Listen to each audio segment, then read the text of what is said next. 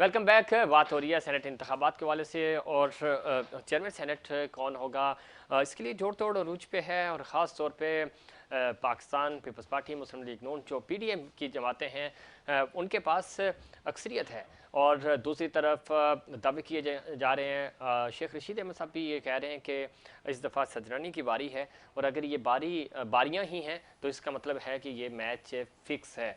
अगर fix match खेलेंगे तो फिर इमरान खान साहब जो दावा करते हैं या जो उनकी एक इनफरादी हैसियत है कि वो जहाँ पे भी किसी भी तरह की कोई टेम्परिंग होती है तो उस टेम्परिंग को वो होने से रोकते हैं, ईमानदार हैं, तो क्या वो अपनी ईमानदारी का यहाँ पे वाज़े तौर पे मुजाहरा करेंगे या यहाँ पे भी कुछ सेनेटर्स ख़रीदे जाएंगे? तार साहब, क्या लगता है आपको? लॉबिंग जितनी मर्जी कर लें, ये हमें भी पता है, आपको भी अंदाज़ा होगा कि लॉबिंग के ज़रिए तो कोई नहीं आ रहा, लालच के ज़रिए ज़रूर आ सकते हैं, लेकिन ये नहीं हो सकता कि ज़फ़ीर साहब आपको इम्प्रेस करके अपनी तरफ ले आएँ कि आपने एज मेरे सेनेटर को या मेरे चेयरमैन सेनेट के लिए जो बंदा है उसको वोट दें। पॉसिबल नहीं है अब पाकिस्तान में ख़ास तौर पर। देखिए, सबसे पहले मैं यहाँ से आपको लेके चलूँगा कि एक बुराई चढ़ी कहाँ से। एक मैं फिर इलेक्शन कमीशन ऑफ पाकिस्तान को कहूँगा जहाँ से ये बुराई शुरू हुई है। हुआ ये था कि जब अदालत आलिया ने, सुप्रीम कोर्ट ऑफ पाकिस्तान ने आपको कह दिया था कि आप कोशिश करें कि इसके अंदर इंश्योरेंस हो, इसके अंदर ये सिक्योरिटी हो कि करप्शन ना हो पाए, इसमें पैसों का लेन देन ना हो, तो ये बताएं ये किसकी जिम्मेदारी थी? ये बुराई शुरू कहाँ से हुई? ये बुराई शुरू हुई है वहां से, देखिए ये रजा गिलानी साहब के इलेक्शन से। बिल्कुल हुआ, लेकिन तो एक बुनियाद खराब हो गई ना। अब ये बुराई चलती रहेगी, ये इसी तरह होगा, कहीं ये खरीद लेंगे, कहीं वो खरीद लेंगे, इस हम्माम में सारे बराबर हैं। ठीक है, लेकिन खान साहब ये कहते हैं कि मैं तो न्यूट्रल एम्पायर लेके आया, वो इंडियन प्लेयर था, वो बोल्ड हो गया, उसमें मैंने कहा दोबारा खेल, अगली बॉल पे बोल्ड कर दिया, तो ये उनका तुरा इम्तियाज रहा है। आज सजरानी जीत गए तो कल ये कैसे ये दावा करेंगे? अब तक तो ठीक है, हम मान लें उनको। हाँ, आप बहुत सीधे साधे कंपेयर हैं। खान साहब तो ये भी कहते थे मैं 1 करोड़ नौकरी दूंगा, खान साहब ने तो ये भी कहा था 50 लाख मकान बना के दूंगा, खान साहब ने तो ये भी कहा था कि तकदीर बदल जाएगी, खान साहब ने तो ये कहा था 100 दिन में। खान साहब जो कहते हैं वो कहाँ होता है? तो आप ये कैसे कह रहे हैं? खान साहब ये कह रहे हैं कि बिल्कुल मैं इसमें कोई खरीदारी नहीं करूंगा। खरीदारी इधर से भी होगी, खरीदारी उधर से भी होगी, बट देखें आप अपने सिस्टम को, अपने मैकेनिज्म को इतना मजबूत बनाएं कि खरीदने वाला खरीद ना सके और बेचने वाला बेच ना सके। लेकिन फिलहाल हमें ये सिस्टम नजर नहीं आ रहा। अब पंजाब में फाज शफीक साहब, आपको लगता है कि कोई बड़ा सरप्राइज होगा? इलेक्शन तो ज़ाहिर 12 मार्च को चेयरमैन सेनेट तो बन ही जाएंगे, उसके बाद अगला बार सुनने में ये आ रहा है कि पंजाब होगा और पंजाब में उस्मान बुज़दार आपके निशाने पे हैं। और अगर 1993 की बात करें तो उस वक्त मियां नवाज शरीफ साहब के साथ भी यही हुआ था, उन्होंने अदम एतमाद का वोट लिया, बिल्कुल वोट मिला उनको, फिर पंजाब से ही तब्दीली शुरू हुई थी और फिर उनकी हुकूमत ख़त्म हो गई थी। कुछ ममासलत नज़र आ रही है आपको? देखिए, मैं सबसे पहले तो एक माजरत के साथ ताहिर रिजवी साहब की बात को वो करूं कि तजिया निगार हैं, मुझे तो लग रहा है सीनियर रहनुमा पीटीआई के। अच्छा। क्योंकि कंटिन्यू डिफेंड कर रहे हैं पीटीआई को। तजिया निगार का काम होता है ओपनली जनरल बात। मैंने उनकी सारी बातें बताई। बॉस देखिए, आवाज नहीं आ रही थी ना, इसलिए उन्होंने ये जवाब दे दिया कि खान साहब ने कितने यू टर्न लिए।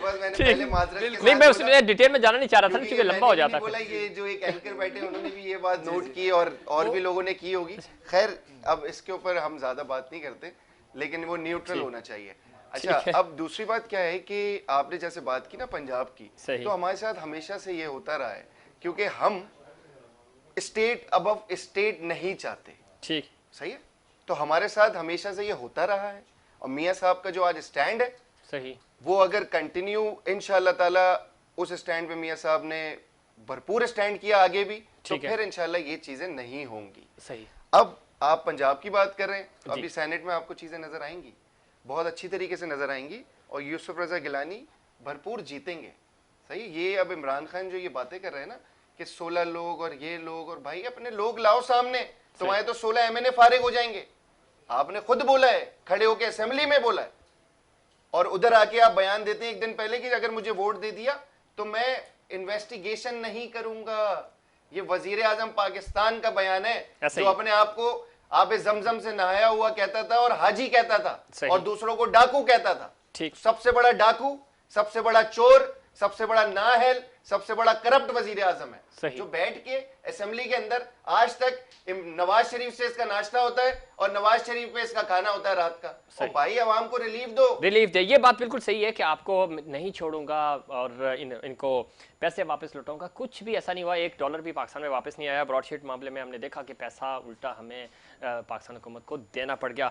इस पर पाकिस्तान पीस पार्टी का मौका भी लेंगे। डॉक्टर सोहराब सरकी साहब ने ज्वाइन किया है, सीनियर सियासतदान हैं, MP हैं पाकिस्तान तहरीक इंसाफ पाकिस्तान पीस पार्टी के। डॉक्टर साहब बहुत शुक्रिया, आपने प्रोग्राम में वक्त दिया। गिलानी साहब ने सरप्राइज़ दिया था और अब क्या चेयरमैन भी बनने जा रहे हैं, और अगर चेयरमैन बन जाते हैं और ये तो एक अच्छी खबर होगी आपके लिए, लेकिन कहा यह जा रहा है कि शायद पहली बारी चूंकि जरदारी साहब की थी, गिलानी साहब की थी, और अब जो है वो सजरानी आ रहे हैं, तो ये इस पूरे अमल को किस तरह देख रहे हैं आप? बात यह है कि जिस तरह ये इमरान खान साहब ये कहते हैं, हम तो ये कहते हैं कि लोगों ने ज़मीर के मुताबिक वोट दिया। उन्होंने कहा कि ये बिके हुए थे और इन्होंने पैसे लिए, लोगों पर इन्होंने इल्ज़ामात लगाए, लेकिन हम तो ये कहते हैं कि ये पॉलिटिकल प्रोसेस है और हमें MLA कामयाब किया और इंशाल्लाह ताला अगर इंटरफेरेंस नहीं हुई बीच में, ठीक जी जी के पास अक्सरियत है और हमारे ऊपर तो ये इल्जाम लगता रहता है कि इन्होंने मतलब खरीदो फरोख्त की। अब उनके पास अक्सरियत नहीं है तो अब इखलाकी तौर पर उनको ये चाहिए कि ये जो अपना नामजद किया है चेयरमैन के लिए उनको विथड्रॉ कराएं। एक इखलाकी जो है हाई मोरल ग्राउंड पे उसको विथड्रॉ कराएं और हम फिर ये देखेंगे। ये जो कह रहे थे कि ओपन बेल्ट हो और लोग बिकते हैं, अभी उनको मौका है। अब ये कहें कि भाई हमारे पास मददी अफियत पूरी नहीं है, PDM की ज्यादा है, क्योंकि PDM ने अभी अनाउंस कर दिया यूसुफ रजा गिलानी को हाई मॉरल ग्राउंड पे।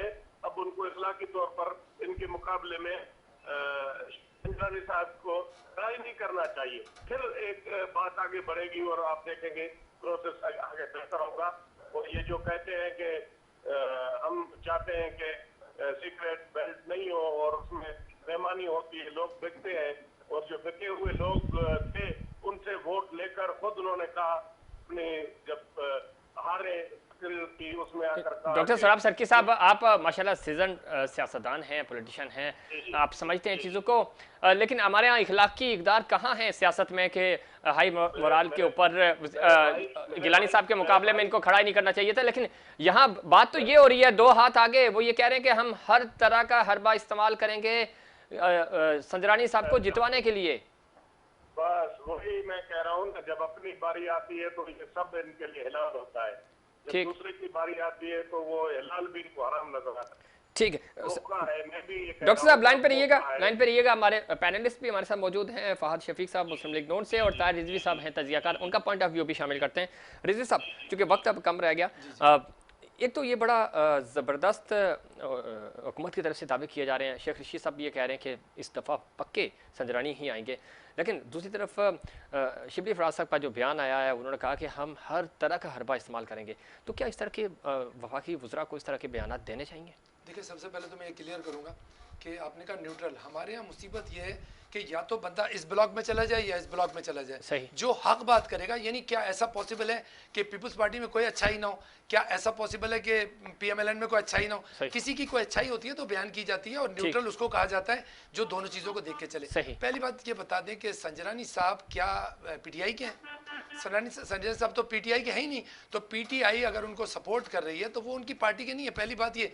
दूसरी बात ये, मैं फिर ये कहूँगा, सिस्टम पीछे से खराब चला है। अगर ये शो ऑफ हैंड का, अगर शो ऑफ हैंड पे होता, अगर न्यूट्रल होता, अगर सही तरीके से इलेक्शन होता, ये इलेक्शन उसी की कंटिन्यूटी है। देखिए, जो सेनेट के इलेक्शन हुए 48 सीट के, अब वही कंटिन्यूटी होगी ना, वही लोग आगे आ रहे हैं ना। अगर उनमें से 16 आदमियों ने पैसे लेके वोट दिए तो वो 16 तो फिर अभी 16 क्या, वो 20 भी पैसे लेके वोट दे सकते हैं। वो पहले उन्होंने A पार्टी से लिए थे, वो B पार्टी से दिए। लेन देन का ये सिलसिला सबसे पहले एलिमिनेट करना चाहिए। ठीक है, करना चाहिए, और ये हुकूमत की जिम्मेदारी थी, लेकिन हुकूमत ने इस तहकीकात से हाथ पीछे कर लिया। फहद शफीक साहब, खास तौर पे अगर हम बात करें 249, उस पर क्या, चूँकि वक्त कम है, 249 पे मिफ्ता इस्माइल साहब आ रहे हैं, और क्या वो PDM के प्लेटफॉर्म से आएंगे या मुस्लिम लीग नून की तरफ से ही नुमाइंदगी होगी? देखिए, मिफ्ता इस्माइल साहब को मियां मोहम्मद नवाज शरीफ ने नॉमिनेट किया है ठीक, और उनको बोला कि आप इलेक्शन लड़े वहाँ से, सही, और वो पीडीएम के मुश्तरका कैंडिडेट है। ठीक है। ये पाकिस्तान पीपल्स पार्टी ने भी इस चीज़ को मान जी लिया जी या जी, सब ने ये अच्छा। तो डिसाइडेड है कि जिस पार्टी का जिधर ज़्यादा वोटर होगा या वो अच्छी अक्सरियत में जीत, मतलब जो भी होगा उसका मामला अच्छी अक्सरियत का होगा तो वो वहाँ से इलेक्शन लड़ेगा। जैसे PS 88 में हमने पीपल्स पार्टी को सपोर्ट किया था, पीडीएम की सारी जमातों ने, इसी तरीके से पंजाब में हुआ, इसी तरीके से और शहरों में हुआ पाकिस्तान के। और ये 249 पे पीपल्स पार्टी या पीडीएम की जो 11 जमातें उनका कोई कैंडिडेट नहीं होगा, मुफ्ता इस्माइल पीडीएम का मुश्तरका कैंडिडेट। डॉक्टर सराब सरकी साहब, इसी मामले में चूंकि क्लोजिंग है, PS 249 पे आप क्या समझ रहे हैं कि पीडीएम के साथ जाएंगे या पाकिस्तान पीपल्स पार्टी अपना उम्मीदवार दे रही है? ये तो क़यादत फैसला करेगी, जो भी फैसला हुआ वो मुश्तरका फैसला हो सकता है। और हम पहले भी हमने कहा है कि पीडीएम जो है अलायंस है वो डेमोक्रेसी को बहाल करने के लिए, बाकी पार्टियां तो अपनी अपनी है। ठीक है, हालात अच्छा ठीक हो गया। और गिलानी या संजरानी कौन आ रहा है? आएगा, गिलानी आएगा। बहुत शुक्रिया डॉक्टर सराब सरकी साहब, आपने प्रोग्राम में वक्त दिया। फाज शफीक साहब, गिलानी संजरानी आखिरी पॉइंट है। अल्हम्दुलिल्लाह गिलानी। साहब, मैं इस पे कोई कमेंट्स नहीं करूंगा क्योंकि मैंने पहले हाफिज शेख साहब का कहा था तो हाफिज शेख साहब नहीं आए, तो इस मुल्क में कुछ भी हो सकता है, कोई भी आ सकता है, कोई भी आ सकता है, कोई भी आ सकता है, इन दोनों के अलावा भी कोई आ सकता है। No prediction. अच्छे जो थे ना वो भी सब फेल हो गए इसमें। ठीक, बहुत शुक्रिया आपका भी फाज शफीक साहब, आपका भी बहुत शुक्रिया, तारिज़ साहब आपका भी बहुत शुक्रिया। नाज़रीन, ये था हमारा आज का प्रोग्राम। उम्मीद करता हूँ दीगर प्रोग्राम्स की तरह आज का प्रोग्राम भी आपको पसंद आएगा। मुझे इनसाइड पाकिस्तान की पूरी टीम को दीजिए इजाज़त। अल्लाह निगहबान।